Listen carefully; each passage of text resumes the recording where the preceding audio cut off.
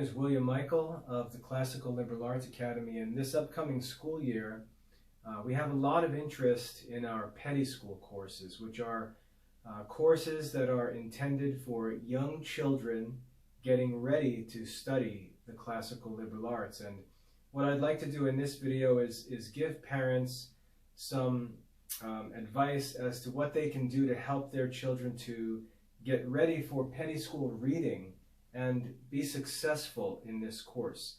The Petty School reading course is going to teach children to read English by walking them through the first few chapters of the Gospel of St. John in English.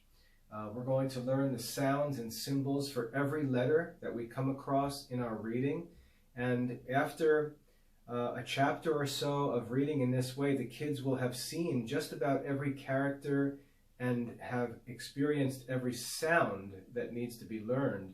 And after that, it's just a matter of practicing with repetition. So it's a very efficient way to learn to read, and unlike modern schools that use artificial phonics programs or whole language programs, we sort of do both, but we do it in the priority of real English reading. And we don't present the children with overly simplistic rules for phonics and things like that. We let the language teach itself by simply learning what needs to be learned line by line to read real English text. So for Petty School reading, there are 4 things that I'd like to recommend parents do to get the children ready for Petty School reading and to just help them along as they get started. These are very simple things that any parent can do, kind of no-brainers, but these are the sort of things that parents don't do while they wait around for someone to invent a great reading program. This is really very simple stuff that parents can work on by themselves. The first thing is to teach children the names of all of the uppercase letters, to simply see the uppercase form of each letter and be able to give its name, and vice versa, to hear the name of a letter and be able to identify its uppercase form. Simply teach the children the names of the uppercase letters. It can't get any simpler, but as I said, parents often neglect these simple things while they wait for formal school lessons, and there's no reason to do that. Teach the children the names of the uppercase letters. Once they can name any of the uppercase letters, repeat the process for all of the lowercase letters. Teach them to identify and name every lowercase letter, and do so in both directions, as I said.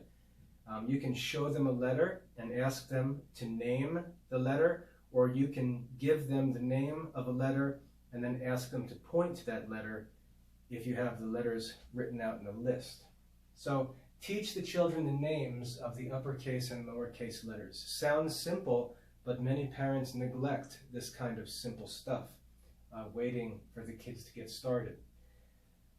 Number 3, once you've done 1 and 2 here, once you've taught the kids to be able to name all of the upper and lowercase letters, then start helping them to identify those letters in real print situations. So whether it's a book or a sign on the wall or a road sign, whatever, a screen on a computer, point to a letter and ask the child to name it everywhere, as I said, in a book, in a newspaper, a magazine, on a website, on a sign on the wall. Wherever you see letters, take a second, point to a letter and ask the child, what letter is this?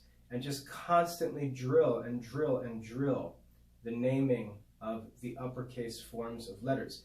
It's also good for the kids when the fonts change, to help the kids to see and identify the letters and really understand the essence or the essential form of each letter, even if the font changes and the letter's form slightly changes. So point to letters anywhere you see them in print and ask the child to name the letters, uppercase and lowercase.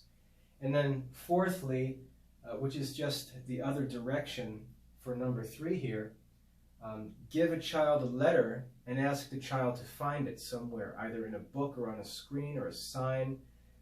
You can open a book to the child and say, find all the letter P's, and just let the child look around and see how many P's he can find. Find the letter M, and let the child look around, or give the kids a challenge and just say, find me a letter M somewhere, you know, in the pantry, on the food labels, whatever. But just help the children to be able to identify the letters in both their uppercase and lowercase forms, to name any letter that they're shown, and to find letters that are named for them in any form of print. So steps 1 and 2 is straightforward teaching and memorization. Steps 3 and 4, more of an activity or an exercise to help drill and practice this. And as you do these things, when you see the children make mistakes, take a second and correct them, and use it to help them to learn and identify the letters that they're obviously having trouble with. So very simple lessons, very simple activities that you can do all the time, anywhere you are, that are really very important for the children to get started and prepare to learn how to read. All right, so some simple steps to take to help the children get ready for Petty School reading. If you can have the children comfortable with the names of the letters before they start Petty School reading, they can just hit the ground running and move quickly. If they don't know the names of the letters, I'm not going to spend time in Petty School reading teaching children something this simple. So it's something that I'm going to leave with parents. If you need a month or 2 to work on this with the kids, do that. Take your time. You can start the Petty School course anytime, so there's no pressure. But teaching the kids the names of the letters, exercising them and finding the letters, those are things that are within the parents' ability. Very simple tasks, but very, very important. So that's what I'd like to recommend parents do to get kids ready for Petty School reading. If you have any questions about the Petty School courses or of reading in particular, as I said, in this Petty School reading course, we're going to read the Gospel of John in English. That's how kids are going to learn how to read. We're going to work through every letter, every sound, all the characters and the sounds they represent.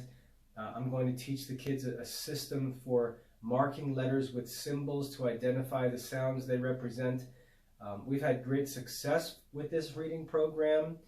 Kids have enjoyed this reading program, and I think it's going to give Christian parents a very exciting option for them to use in the future, teaching their children to read. Again, if you have any questions, get in touch. We should be opening these lessons the week after Labor Day, which is when our fall term normally begins, but you have some work to do if your children aren't yet able to identify letters, which you can get working on immediately. I hope that's helpful. God bless.